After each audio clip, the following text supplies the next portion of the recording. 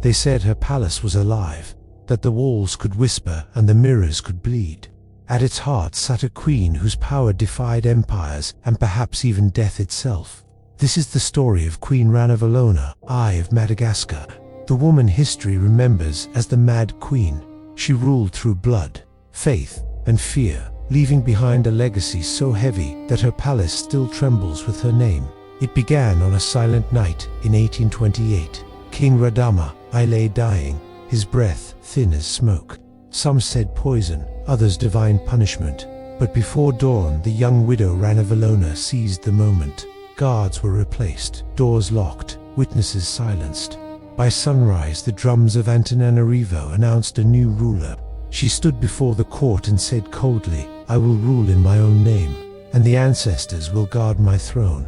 No one dared to question her. Madagascar at that time was a glittering prize in the Indian Ocean. The French and the British both wanted its riches and its ports. Ranavalona had opened the island to the outside world, welcoming missionaries, soldiers, and merchants.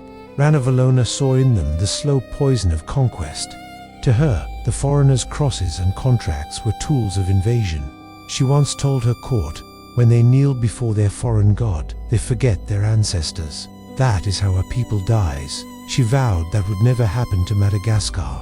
Her first decree drove the missionaries out. Churches were burned. European advisors vanished overnight. Those who clung to Christianity did so in secret, whispering prayers that could cost them their lives. Isolation became her weapon, and fear her law. Among her crudest instruments was an ancient ritual called the Tangina ordeal. The accused, anyone suspected of sorcery, treason, or betrayal, were forced to swallow a potion brewed from the Tangina nut, a poison that burned the stomach and killed swiftly. If the victim survived, the ancestors had spoken innocence.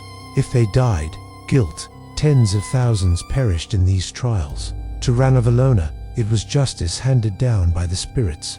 To the rest of the world, it was madness. Yet the ritual kept her people terrified and obedient. "Better to lose half the people than lose the soul of Madagascar," she declared. From her hilltop fortress, the Manjakamiadana, she ruled with eyes that missed nothing. The palace glittered with imported mirrors and chandeliers, but its halls were lined with guards who never smiled. The foreigners who helped design it were expelled as soon as it was complete. Servants whispered that at night the queen walked the corridors, speaking to invisible guests. That footsteps echoed from empty rooms, and that sometimes the mirrors showed faces that were not there. Whether rumor or truth, none dared to question what they saw.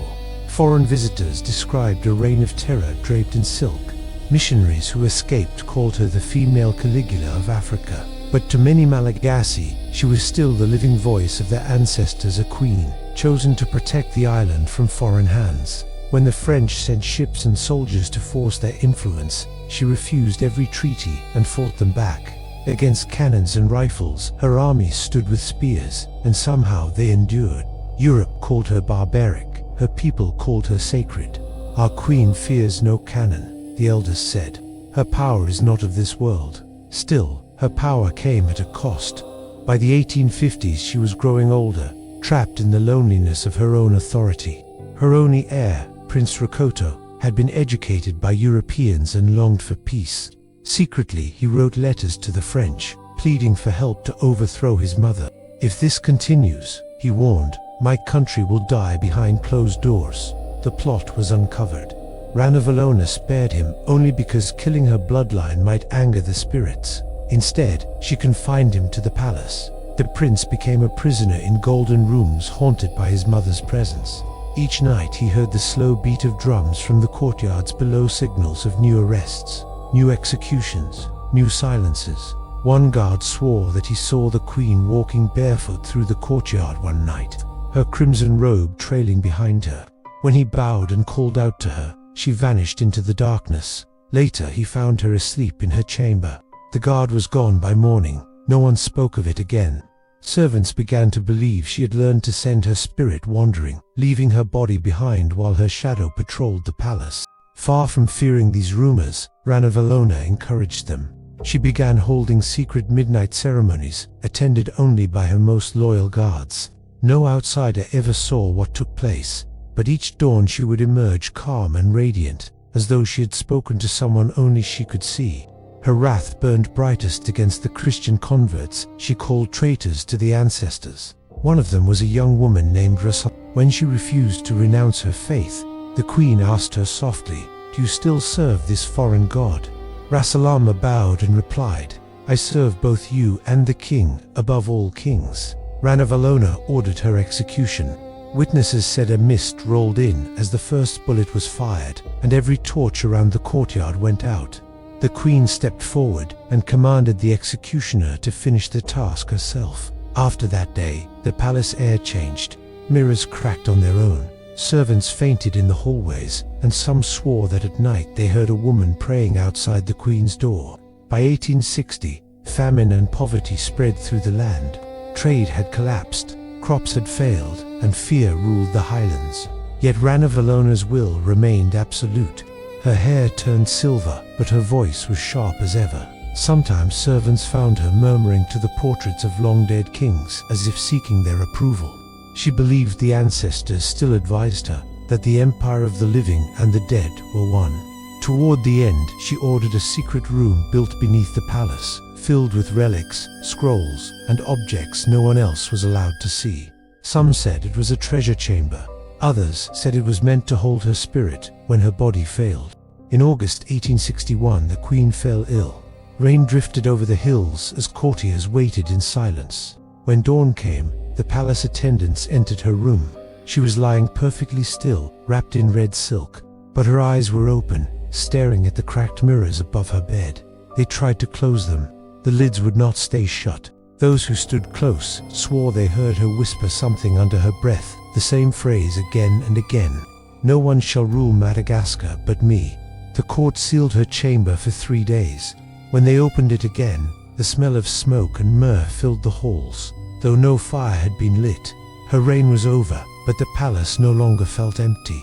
It felt awake. When the queen finally died, Madagascar did not breathe a sigh of relief. It gasped as though the island itself had been holding its breath for 33 years. The courtiers whispered prayers to the ancestors, unsure if they were thanking them or begging forgiveness. Outside the palace walls, the people lit fires in silence. Some said they were guiding her soul to the afterlife. Others said they were trying to keep her spirit away. Her son, Prince Rukoto, was crowned as King Ranavalona II. He was young, idealistic, and desperate to undo everything his mother had done. The doors to foreign trade reopened, missionaries returned, and treaties were signed with France and Britain. The people rejoiced, believing that a new era had come. But deep inside the palace, servants still avoided the northern wing, the one where Ranavalona had slept, where her mirrors had cracked, and where her whispers still lingered. They said that at night, even as Ranavalona celebrated in the great hall, footsteps echoed above him, the sound of bare feet pacing, slow and deliberate, as if measuring the length of the halls she once ruled. Guards stationed near her sealed chamber reported chills so strong their torches dimmed. One soldier swore he saw her silhouette in the courtyard, draped in her red royal silk, staring at the moon. When he blinked, she was gone. But the next morning his rifle was found standing upright beside the gate, covered in dew, and he was missing.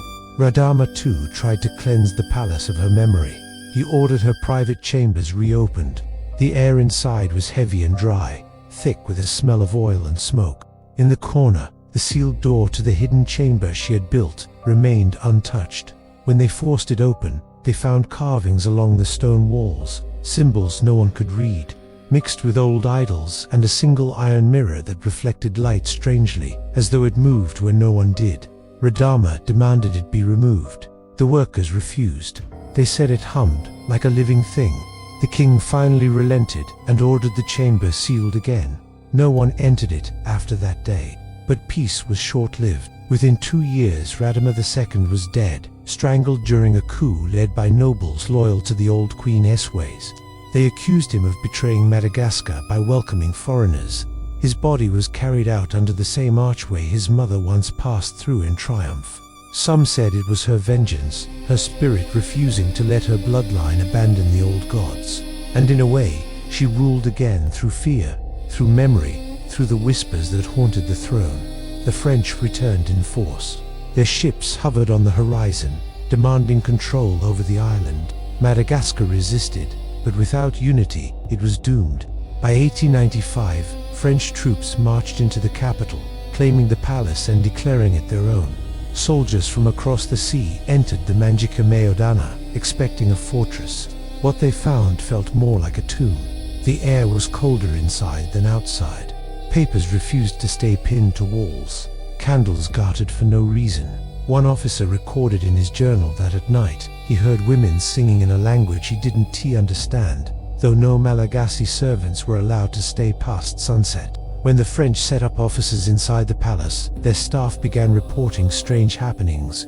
Pens moved on their own. Documents went missing and reappeared sealed with wax in symbols no one recognized. A lieutenant fell ill after touching the old iron mirror found in Ranavalona's chamber.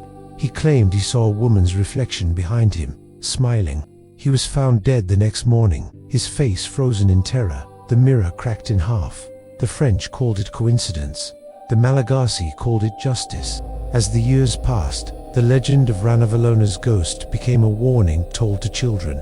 Do not lie to the ancestors, elders said. They see through the walls. Her palace earned a new name, the Ghost Palace, a place where time was trapped. Guides who later worked there swore that every storm brought the same echoing sound.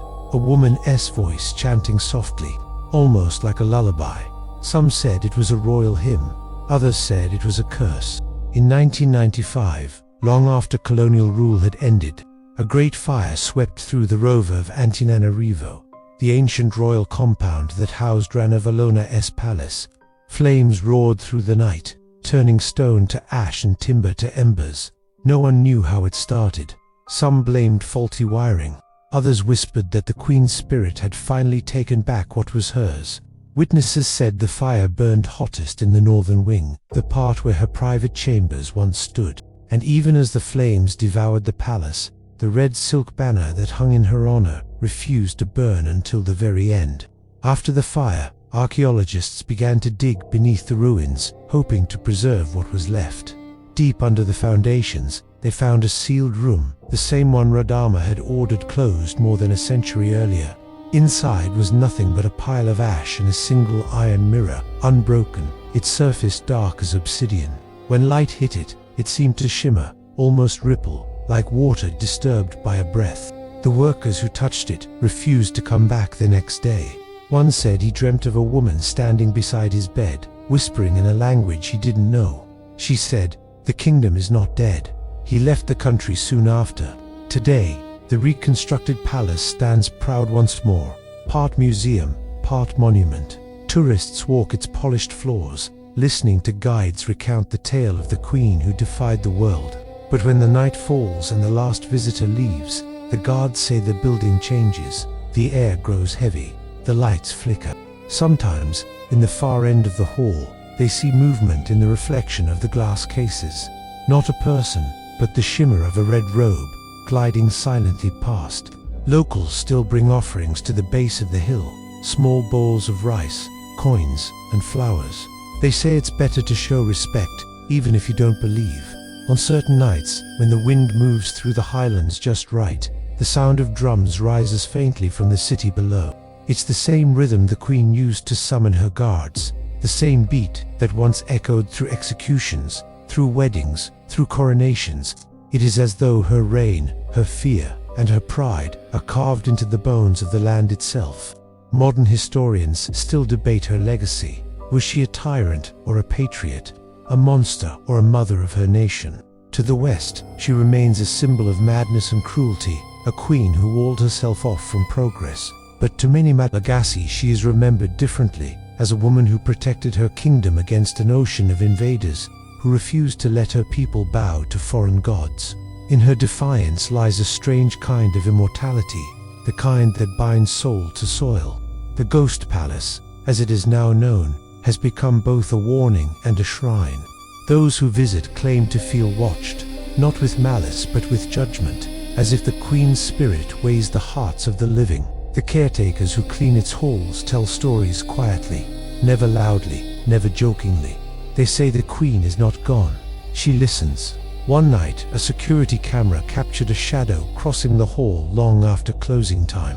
The timestamp froze. When the footage resumed, the camera had shifted slightly, as though turned by a hand. And so the legend continues. Some nights, the hill above Antananarivo glows faintly under the moonlight, the wind carrying the scent of myrrh. A few believe the queen still walks there, watching over her city, guarding it from unseen enemies, just as she once promised. "No one shall rule Madagascar but me." Those were her last words, and perhaps her greatest curse. Because even now, when you stand before the rebuilt palace and the glass gleams like the old mirrors she once gazed into, you can almost see her, not fully, not clearly, but the suggestion of a figure standing at the window, staring down at the world that changed without her. She ruled through fear, but she was born from love. Love of her land, love of her ancestors, love so fierce it became eternal. And maybe that is why her ghost remains. For some, she is a warning of what happens when power consumes faith. For others, she is a reminder that even the most feared ruler can become a guardian spirit. But for those who have walked her halls in silence, felt the chill of unseen eyes, and heard the faint hum of her voice in the dark, there is no question, the queen is still there, and perhaps she always will be.